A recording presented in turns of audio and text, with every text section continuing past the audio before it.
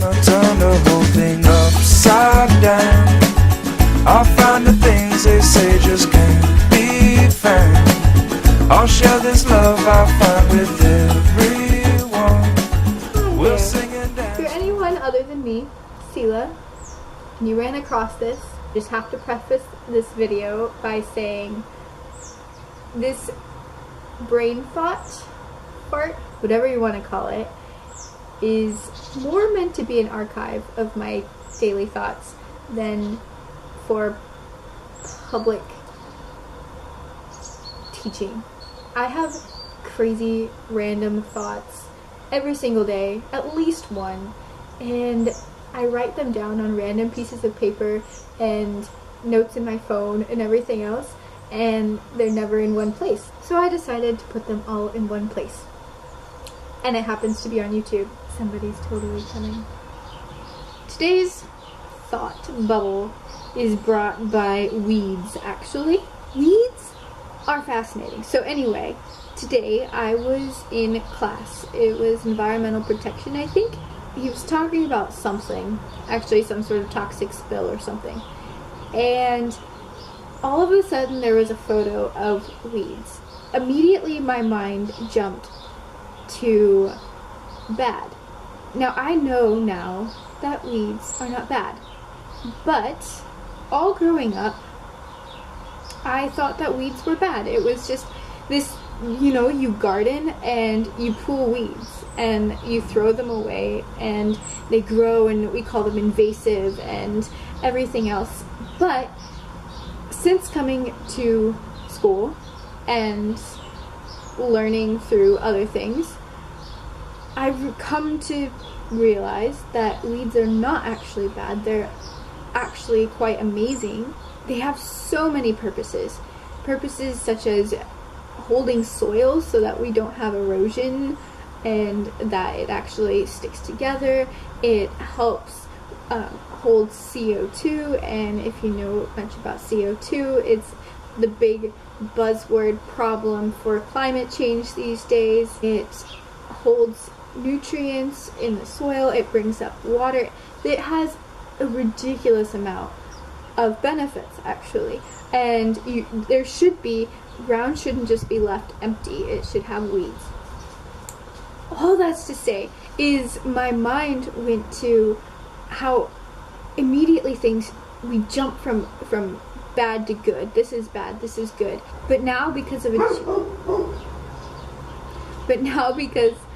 a change of perspective and education, all of a sudden I see them as a good thing when they're in their proper place. Yes, they can sometimes still take over and everything else, but they have a purpose. And so it made me start thinking about awareness and perspective. My mom and I actually have a phrase, I'm sure she came up with it, she's brilliant, but it's the natural speaks of the invisible, and how there's so many natural things in science and, you know, gardening, in medical things that actually speak into our life on a deeper, more soul life. I can't think of the other word. I'm trying to think of yeah, but basically on a whole nother level, and it's fascinating. And so that made me again jump. It's actually in my notes from class, is what are the weeds in my life? What are the things that I see as a bad thing immediately, but actually could be a good thing when it's in its proper place? What are things that I'm looking at wrong? What are things that I'm looking at that I just need to change my perspective and expand my awareness and maybe even be educated on, that it would actually change and I could utilize that for good? Because when you utilize weeds for what they're meant to do and hold soil and bring in nutrients, then it's fantastic. And so it made me think about that in my own life. Then it made me even expand that more into what are things in the world going on today that are weeds that I need to change my perspective on. There's a bit of a buzzword term going around right now, and it's called dualistic thinking. And basically thinking in good or bad, black and white, yes, no. And how it's actually not necessarily the best way to be thinking, which you see so many things these days, like politics. I'm a Democrat, I'm a Republican. I mean, you could go on and on. You have, I'm pro-life, I'm pro-choice, I'm this, I'm that. I'm atheist, I'm religious, I'm this and that. But when you stop at these, I'm this, I'm that, it immediately stops the conversation. Instead of saying, okay, but what does that mean to you? My brother and I, actually this summer, we decided we we're going to write a dictionary for ourselves, because we realized that as we were talking, we'd have so many disagreements.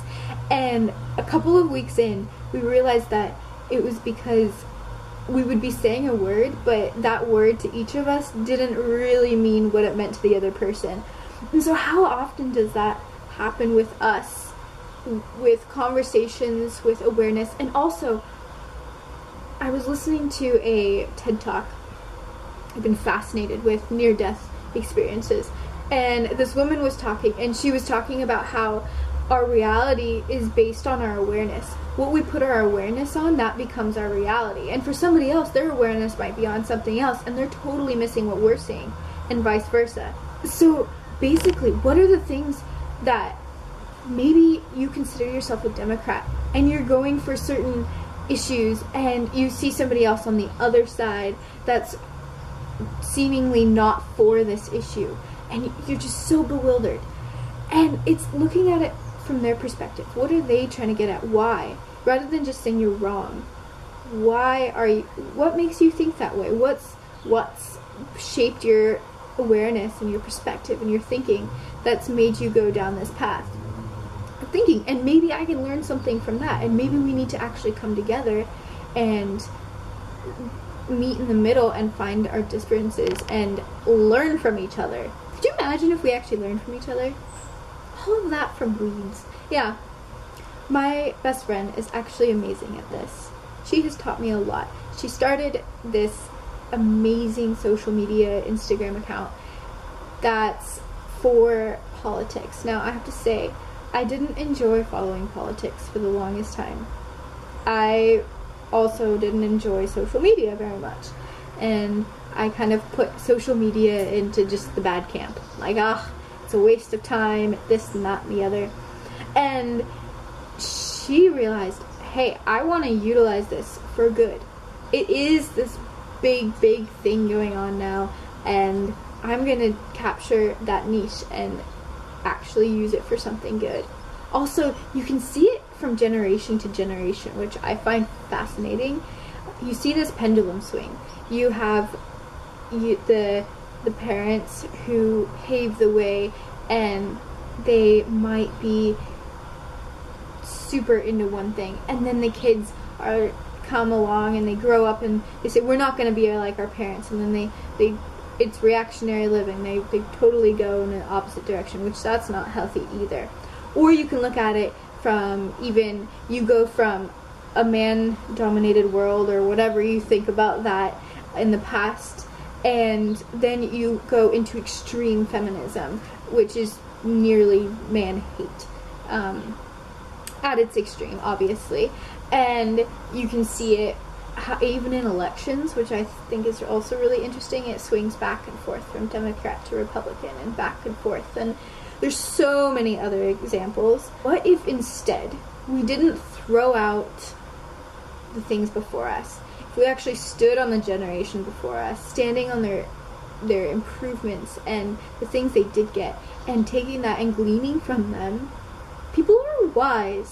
Why do we... Sometimes we just choose to throw things out, and I don't understand that. I do have to say, though, I'm rather excited about this day and age. I think that collectively people are starting to do that. You can see that between political groups, you can see that between countries, you can see that between religions. People are starting to collaborate and just see the beauty in each other and celebrate the beauty in each other. And I think that that is going to be a pivotal turning point and very amazing progression of this coming generation. And it's so exciting. A lot of times people talk about what's going on today, and I'm actually really excited. I feel like it's making people wake up and actually start thinking about things, or else even close their eyes and ears even more. And that's really, I mean, again, I think that's not for me. But again, dualistic thinking, maybe. But see, the whole thing too is that it's not about not having opinions. I still think that you can have an idea of what you think is right and wrong. Absolutely. For me, it's whatever brings you greater love and greater peace, and the planet and the other people and things around us and our environment and everything else. I align myself with those things. I try to. But like I said, it's not about not believing in something. It's standing and being willing to look at the other perspectives. One of my favorite authors, actually, I was reading, it was in a talk he was giving, Richard Rohr, and he said something so profound that has stuck with me. And he said, you have to give yourself permission to say yes before you can say no. And basically, to me, what I understood that to be was, which I think he was getting at, was if you're not even okay to be able to say yes, of course, you're not going to be able to look at it truly. You're not going to be able to look truly from the perspective of maybe they could be right. And it's really scary. I've had so many things in my life that I've had to step back and say, okay, maybe I'm wrong. Maybe there's more to this. Maybe I'm not seeing the whole picture. And it was life-changing. Because, honestly, we don't even see a fraction of the picture, at least in my opinion. It's so much bigger and so much greater, and there's so many components to this world and people and everything else, and it's really beautiful. But we have to be able to embrace that and bring it all together and enjoy it. It's really exciting. It makes me so happy. And that's my brain thought. That's my brain fart. It's exciting. I'm excited about life. Big news coming up soon too, maybe. Unless I already told you. Depends when I decide to throw this out there. Scary. But that's life. I really want to turn the diamond, as one of my favorite authors would say. Look at things from different perspectives. Learn from all over. I'm not very good at it yet. Not always. But I try. That's all we can do. And that makes life so good. All you can do is try. And then there's so much grace for yourself. And that's that. Until next time. Hopefully tomorrow. I like that. We'll sing and dance to Mother Nature's songs. I don't want this feeling to go away.